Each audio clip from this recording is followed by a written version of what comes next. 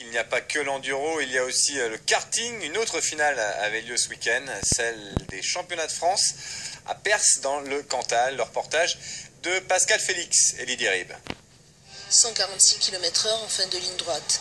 La plupart des concurrents qui se tiennent en moins d'une seconde. Le kart n'est pas que l'antichambre de la Formule 1. C'est un sport d'endurance à part entière et c'est aussi un spectacle qu'on vient voir de loin. Ça reste un beau sport, quoi.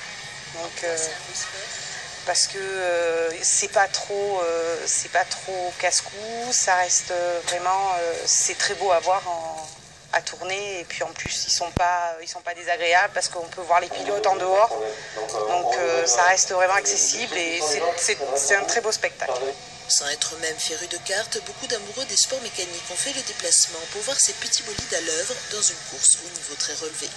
Pour voir le déroulement comment ça marche, on connaît le championnat du monde en rallye, et pour voir la différence qu'il y a entre le kart et le rallye, découvrir ce sport qu'on ne connaissait pas du tout, et que je trouve ça en plus fabuleux. Je viens de découvrir, c'est très beau, quoi, hein. Ça va très vite par rapport à mes 20 ans à moi quand je faisais du karting. Ce sont des machines qui sont très, très évoluées maintenant, très pointues, très jolies.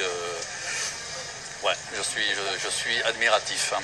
Ces finales des championnats de France ont attiré les meilleurs pilotes. Ils ont aussi nécessité la présence d'une soixantaine d'officiels. L'épreuve participe au renom du circuit et c'est aussi une petite manne pour l'économie locale.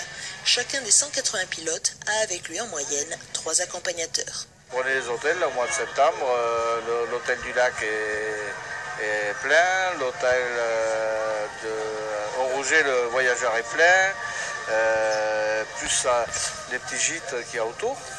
Ils sont tous pleins, complets, et on a même été obligé de loger des officiels à Aurillac.